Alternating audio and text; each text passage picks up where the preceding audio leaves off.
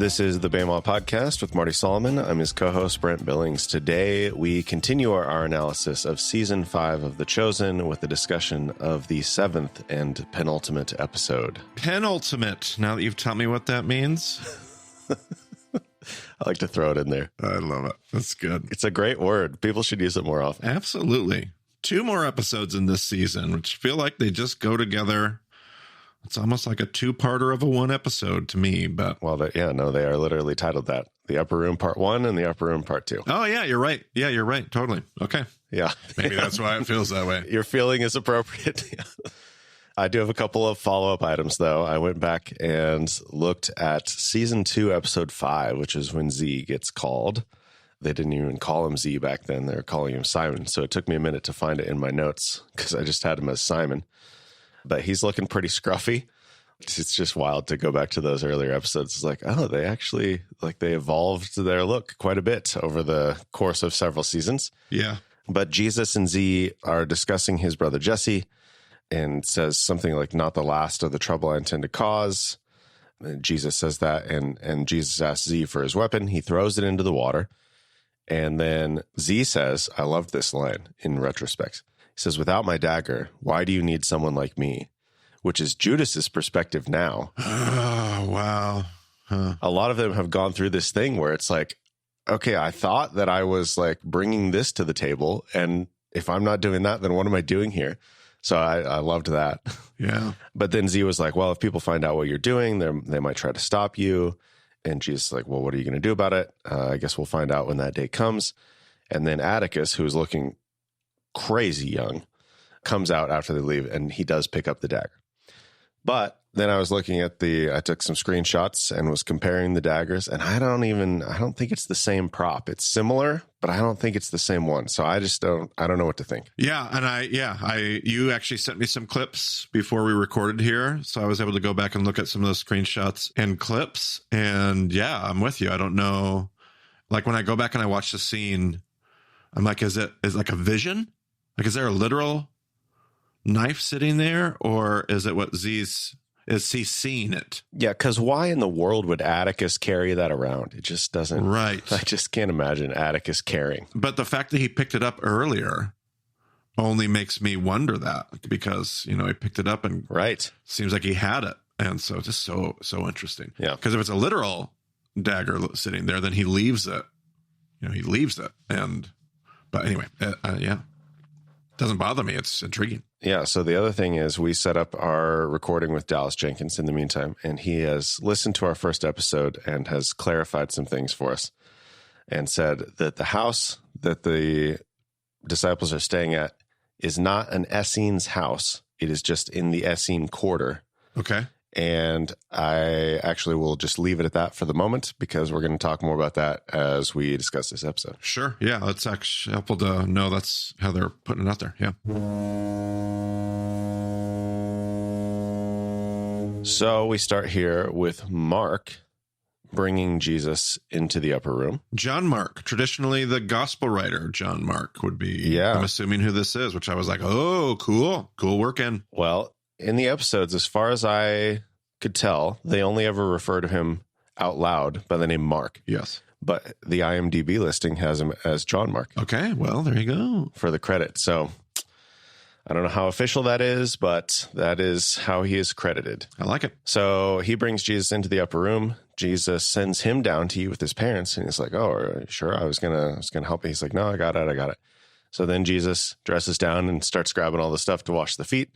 The disciples are like, whoa, somebody is going to be up here to help with that. He's like, no. And they're like, whoa, what? Hold on. Everybody has their reaction to that. This is all John 13 stuff. But in the text of John 13, Jesus gets up from the meal. But in this case, he's walking into the meal. And I don't know how you might think about that, if that changes anything as far as where the foot washing falls within the meal. Not that it's particularly explicit, but it's just sometime during the meal. Yeah. According to the text. Yeah. And you can do it a few different ways. Brent, you've done so many different Seders with me. You know that part of what I see happening is there's a part in the Seder. Do we know if it's Second Temple? It's hard to know. But there is in at least the medieval Seder, there's a second washing, which would happen during the meal. And that's where I see Jesus doing this, is kind of more towards where the conversation happened with Judas in the last episode-ish. And it's really neither here nor there. It's not a big deal one way or another. If it is that, it gives even more weight to why Peter, I guess a lot of people on the podcast probably haven't even seen my Seder, so they don't even know some of the material we're talking about here. But in my understanding, or in the way that I pitch it, I think that I love the seating arrangement. I've already commented on that. He has John on his right and Judas on his left. I think that's spot on. He has Peter on the far left, which I think is also spot on. That would mean that Peter is in the seat of least honor, and it would have been Peter's job to do this first foot washing. If that's the case, and Jesus gets up later for the second washing and starts to wash feet again, it adds a whole nother layer of why Peter's so upset. Because Peter's saying, like, wait a minute, I already did this. If I did it wrong, like, just wash all of me. Like, whatever I did not mean for you, Rabbi, to get up and start washing feet. I thought I was doing, and Jesus is trying to explain to him, like, that's not at all what I'm doing. So where you put it changes a couple of those layers, but they really drilled the rabbinic dynamics of Jesus washing feet in this scene. Mm-hmm. And you haven't even made it through the whole scene yet, but he just keeps saying, it's all right. It's all right. And just like, they really caught the gravity of that. I love the look on Judas's face. Like, they did such a good job catching the dynamic. It'd be really easy to just spiritualize this and whatever, but they did a great job of, like, the room is stunned.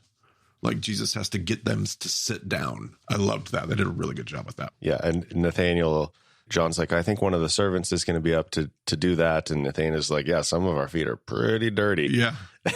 And it just kind of like, rubbing it in Jesus's face unintentionally. And then he realizes, like, oh, I'm telling my rabbi I'm, like, particularly bad here. But yeah, in Jesus's attempts to get them to actually listen and sit down, he says perhaps the most relatable line in the entire show. Will you just please do as I say and not object for once? Yeah, yeah. And I feel that to my core in this stage of my parenting. Another one of those chosen T-shirts they could make right there. Yeah. So Big James sits down first. Jesus thanks him, and then that gets a bunch of others to sit, although, like, the other side of the table, they kind of remain standing to, like, watch and see what's going on here. James hesitates a little bit. Jesus reassures him. Peter's pacing around in the background as this whole thing's going on. Then he moves on to Thomas. Thomas hesitates. Peter's gathering supplies at this point.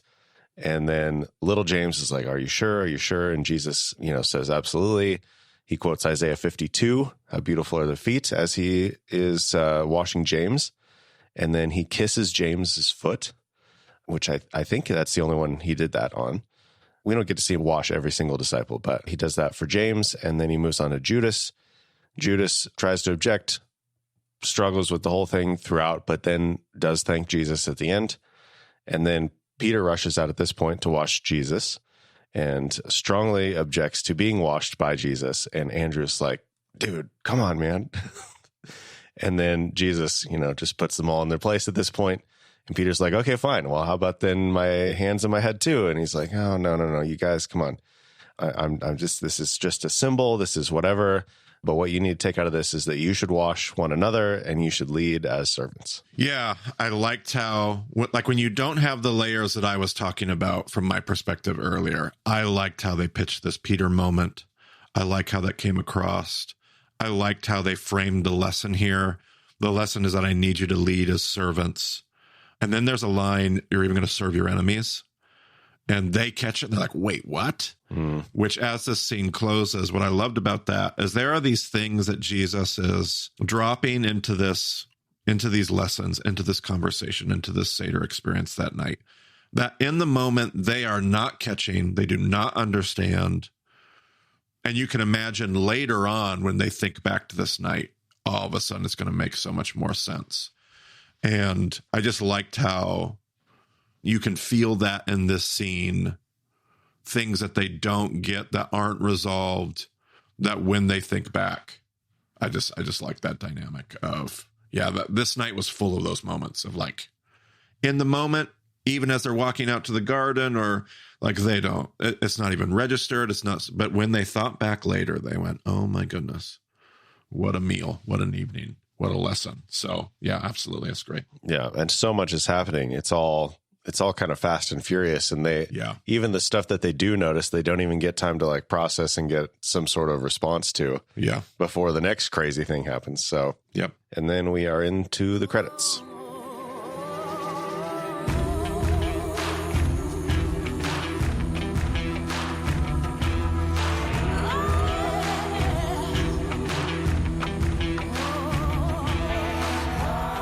So here we have a slight flashback. We're moving backwards in time, but we're getting closer and closer to everything moving forward in one direction. But Mark is rushing around, setting up the triclinium.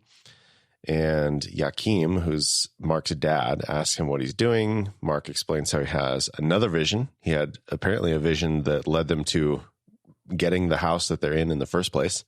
And now he has a fresh one about this table. So he's setting it up, and they leave the house. They're going to go find some more preaching, but they instead find some graffiti on the wall of their house.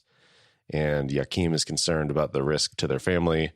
It says Jesus is Messiah, and he's like, we're lucky it doesn't say Jesus is king. The Romans already would have taken us out. And Mark is sent to get water, which matches part of his vision. So he's like, yeah, okay, I'll go get the water. Yeah, so again, there's just different ways, and this doesn't bother me. Like, this is not like, I frame this differently, I teach this differently, and so I'm bugged by this. Again, it's one way to make sense of, in a plausible way, how some of these details come together, the idea of a vision. So we heard from, before the spoiler horn went off, you shared that Dallas says they're not staying in an Essene's house, but they're in the Essene quarter. Yeah. Which makes a ton of sense, because I was assuming when that happened that what they were going to do is they were going to make the upper room where they have their supper the same house they're staying in, which would have made sense. Right. I thought that's where we were headed. And I'll tell you more why in just a moment. But then when they all of a sudden are finding a new place, I'm like, oh, wait, so they're in the Essene quarter, but they're not. So that threw me. But in the midst of all of that, in these episodes, it dawned on me that you have a home that's really elaborate. What's the word? Opulent, yeah. Yeah. But it has the pagan imagery and the mythology on the wall. And that would be unexpected for an Essene, maybe, but definitely expected for the priesthood. So the Essene quarter, where you probably have a lot of priestly houses, that fits. Like, I was appreciating some of those elements in completely unique ways. What strikes me as so close, but so different from what I usually teach, is the reason that Jesus tells them to look for a man carrying the water jug.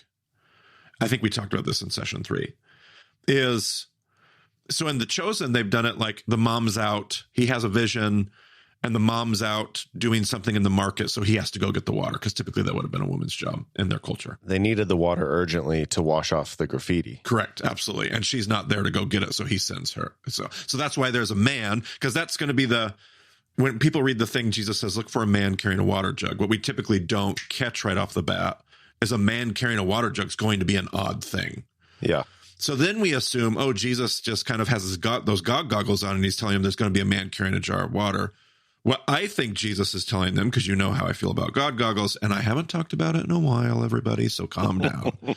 But I believe Jesus is saying, go find an Essene. Because the Essene communities, we struggle to know whether or not they had any women involvement. As far as we know, they're a male-only community.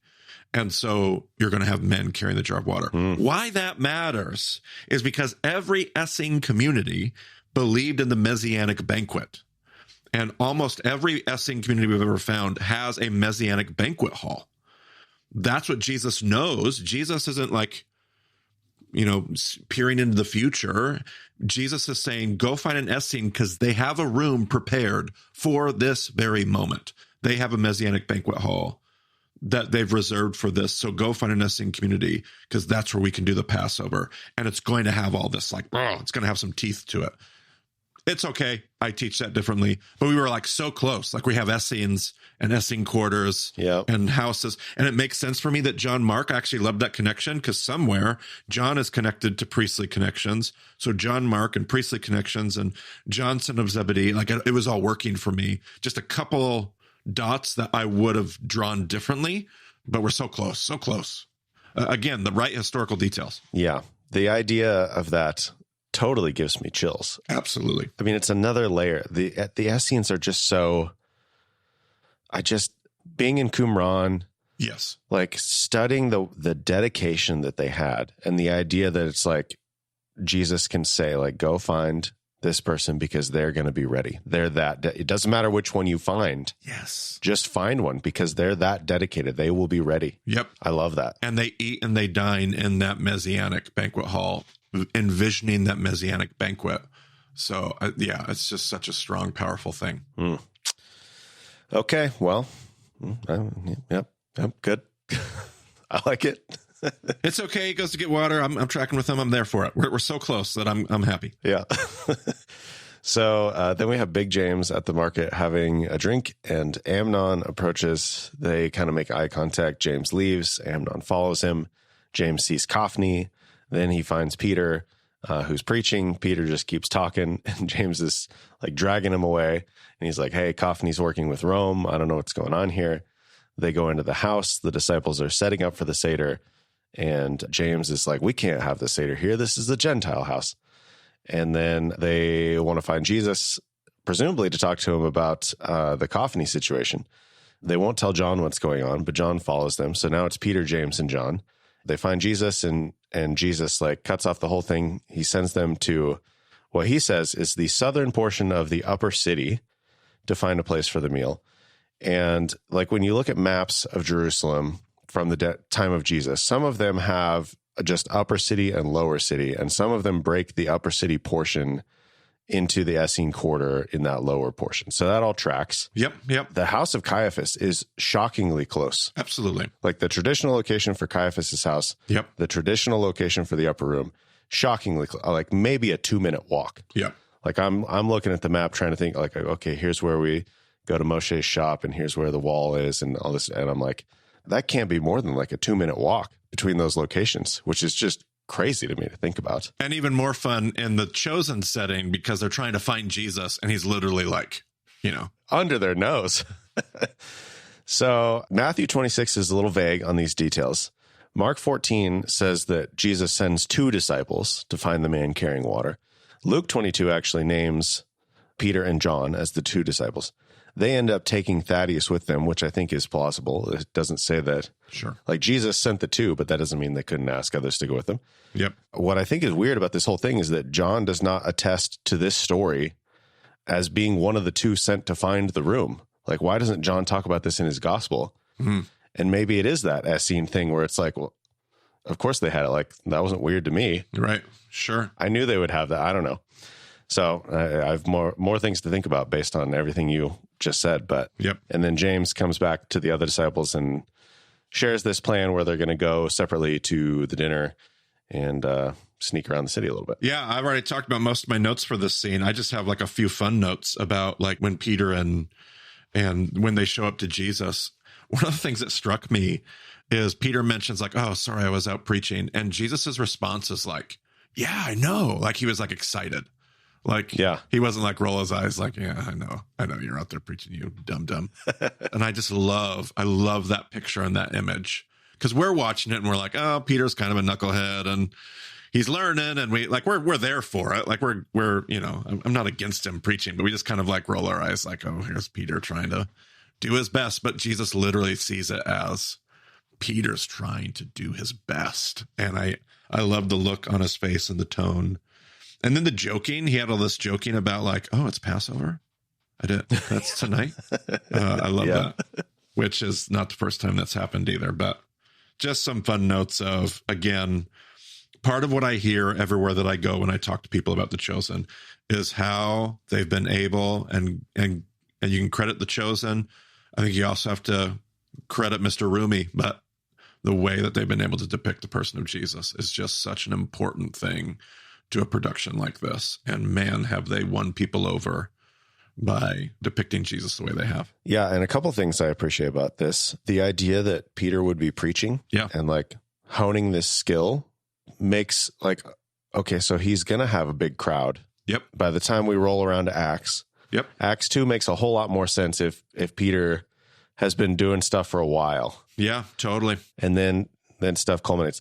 And then the other thing, going back to the foot washing scene and the idea of Peter being a knucklehead, like it would be so easy for the rest of the disciples to be like, come on, Peter, don't be stupid. Like, this is what Jesus said. Like, Yep. Yeah, we're all uncomfortable with this, but just give it the program. And Andrew's ribbing him, of course, as his brother. Yep. But nobody else. Like, Jesus said he's obviously set aside as this like special role. Like, we don't fully understand it. Yep. We see that Peter tried something, it didn't work. It's like, oh, sorry, but we're not going to, like, nobody's giving him a hard time about it because I think they're all kind of with him in some respect. Totally. Yep. Absolutely. Great point. So then we jump over to Judas. He's walking through the market or whatever, and Devorah, his sister, finds him. She's like, hey, you were totally right. This guy really is the Messiah. I saw you guys walking in. We had the palm branches. She's just fully convinced at this point of who Jesus is. And Judas is like very uneasy about the whole thing, doesn't really know what to say. The whole scene is extremely awkward. And Devorah is like, you seem worried. Like, what?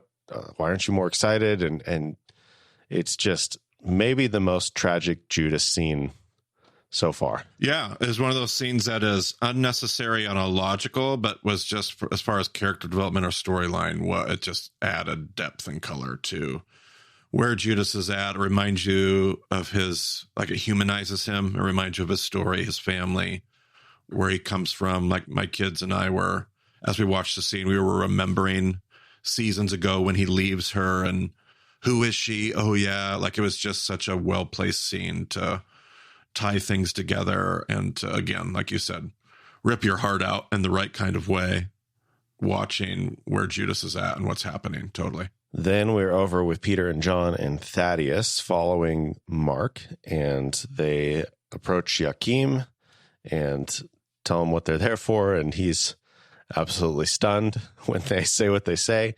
And inside, John and Peter are making preparations. Mark goes on doing some other stuff, shares his excitement. Peter kind of like starts to catch the wonder of the moment. Like, I can't believe we're doing this. I can't believe this is, like, I can't believe we're the people. I can't believe we're here. I can't believe this is happening. And John's like, yeah, but I just still feel a little uneasy about this whole thing. And I loved this line from Peter. He says, yes, but we set the table anyway. Yeah, absolutely. Yeah, it was really, really good. That line of just look at how far we've come, look at where we've come from. So well placed, both for the story itself, but also just our own personal self-reflection, the ways that we change, the things that Jesus does, the journey that we've been on. A well-delivered line for sure. I also thought it was interesting. Well, I don't know about interesting. The master comes in and begs discretion, the master of the house. I thought that was really good. I also had a note in the middle of this scene where I realized what I really appreciate is the Chosen has not given into like all of this, what do I want to call it? This pop hysteria about like, well, what nights, what was it? Was it Thursday night or Wednesday night? Because it's 3 days and 3 nights in the tomb. And everybody starts freaking out about how this week works because we just don't really appreciate the historical, the Jewish perspective, what the text literally says, what the text literally doesn't say. And it's just really popular right now, I think, because of TikTok and everything else. Everybody's really been out of shape about, well, you know, this actually happened on Wednesday night and the Chosen is just not bought into any of that. Like, it's just doing the traditional, this is Thursday night. They're eating the Passover Seder. We'll see what they do with the crucifixion in the next season and potential sacrifices or anything happening in the temple. Who knows? But so far, they just have not bought into any of that pop hysteria TikTok workup about what day of the week it is, which I really appreciated. Speaking of pop culture, though, Marty, I was thinking as I was preparing this episode that I want to do a parody version of a new Taylor Swift song called The Fate of Iscariot. Oh, no. Oh, Brent. I don't know if I'm proud or if I'm just disturbed, but so good. So good. Yeah. Yeah. And then I'm just checking out my notes here. I have the same notes about that line you pointed out. This is for sure led by Adonai, so clearly prescribed by Jesus. So why aren't you smiling? I was going to ask that very same thing.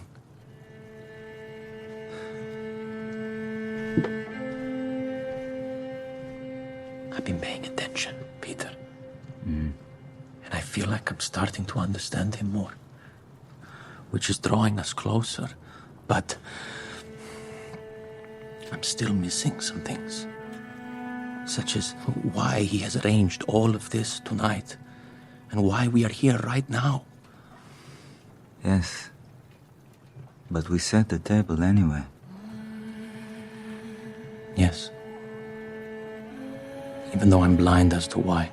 Because John is telling Peter that, yeah, he's still struggling. He's starting to understand Jesus. He still doesn't get some things, which I thought, what a great, healthy perspective. Like, he can realize that he's getting it, but still realize that he's missing it. And then the line, we set the table anyway, so well delivered.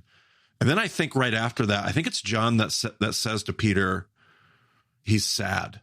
Like, but Jesus, like, the thing that's getting him, right, the thing that he can't figure out is he sees the sadness of Jesus. And I thought, man, that's a great line too. As a really just almost simplistic, crude way to phrase it, but like, boom, nailed it. Got it. Yeah, and that comes back in the next episode too. Absolutely. I don't know exactly how to read that, where Jesus says that to John. Yeah. We'll talk about that more in the next episode. But yeah, that's a good point that John says that here. But then we have all these cool flashbacks, which I thought was a really cool ending to this episode with all these back and forth. It's great. Yeah. So we start with Z in the market, and he sees some blood draining from some, I don't know if they're intended for sacrifices or just intended for food, but he sees this blood running down the street, and then he flashes back to some sort of like Roman attack or whatever on him and a couple of his friends in a house. And Z is like, I'll take them on. You guys get out of here. But in their attempt to escape, the Romans figure out they're not pushing against the door anymore. They run around, and the two guys die, and then Z ends up being saved in this situation. Yeah. And even what he said as far as like, oh, you've got more work to do or whatever, and he was the one who had more work to do. Yeah, absolutely. Well played. Yeah. Then we have Nathaniel, who sees an instrument being played, demonstrated, whatever, and then he flashes back to his study room where he's working on his architecture. He gets frustrated about something, takes a break to see someone playing an instrument out the window. There's a woman singing Psalm 130, and then he receives a letter from Philip. Philip's like, yep, keep studying. We're doing all this stuff, but it's not quite time for you to join us yet. And then Nathaniel, back in the present, looks up and notices the temple architecture, and he's like, yeah, I didn't build that, but we're doing something here. We're building something anyway. Yeah, I think my notes are in respect to all these different stories.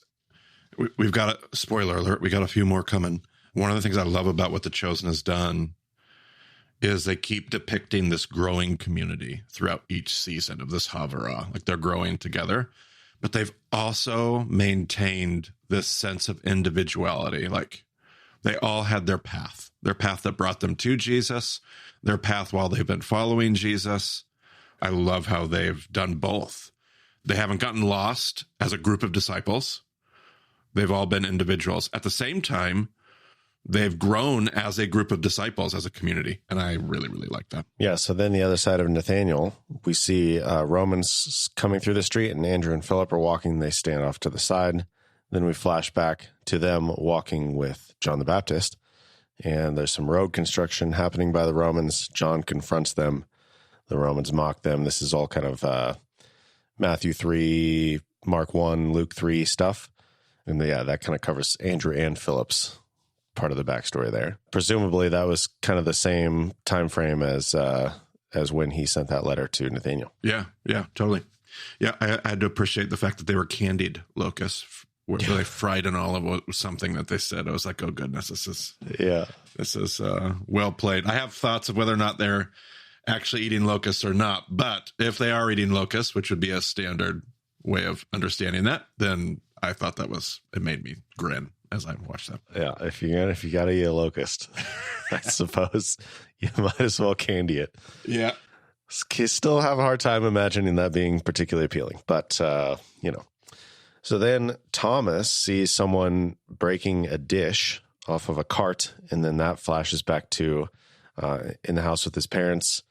His dad's kind of come into some trouble somehow. There was some sort of a fight between some things. And he's like, yeah, I think they're going to come and ask me some questions and I might not see you for a while.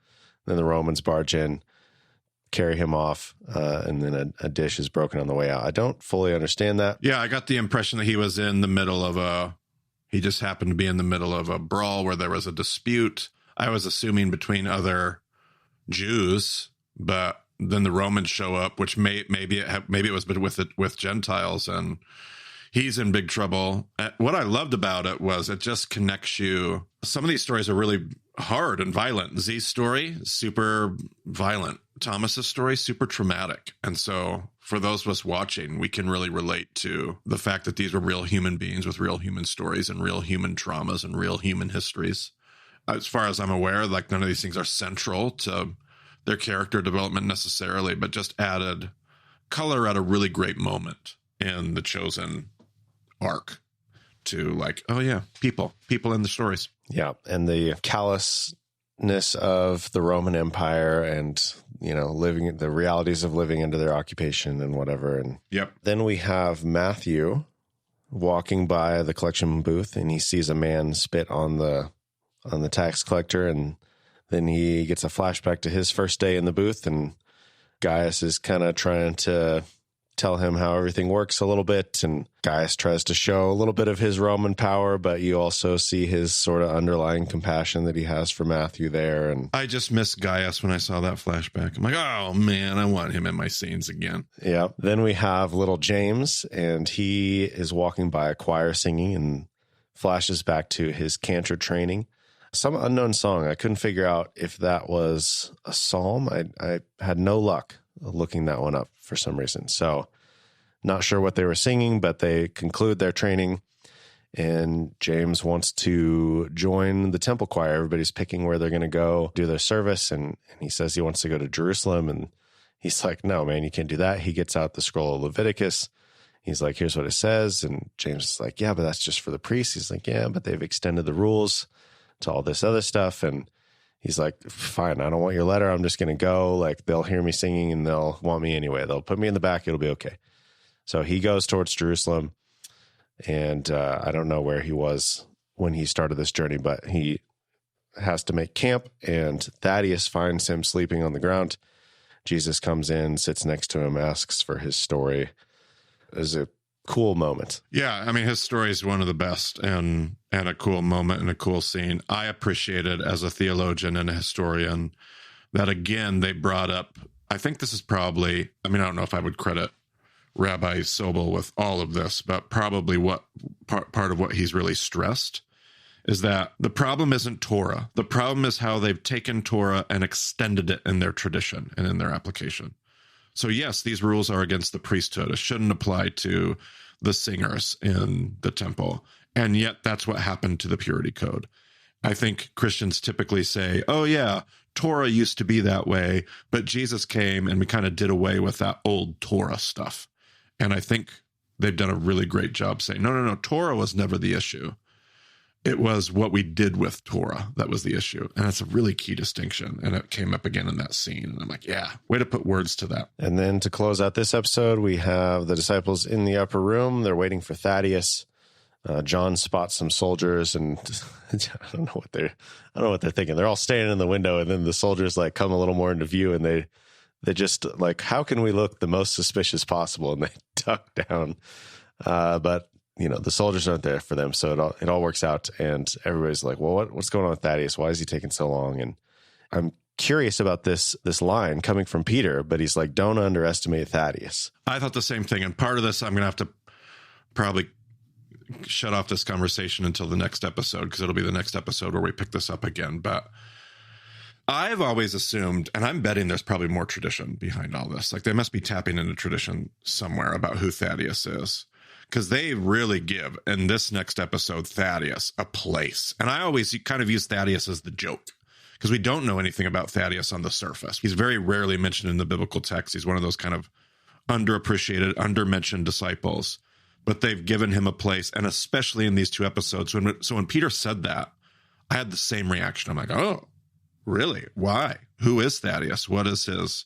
And the next episode will just be fantastic, working him into the beginning. But I don't have answers to that either. I have not looked into church history or tradition to see what could be there yet. So my only assumption is that the chosen is doing that for a reason. Yeah, absolutely. It's got to be something to learn behind that. Yep.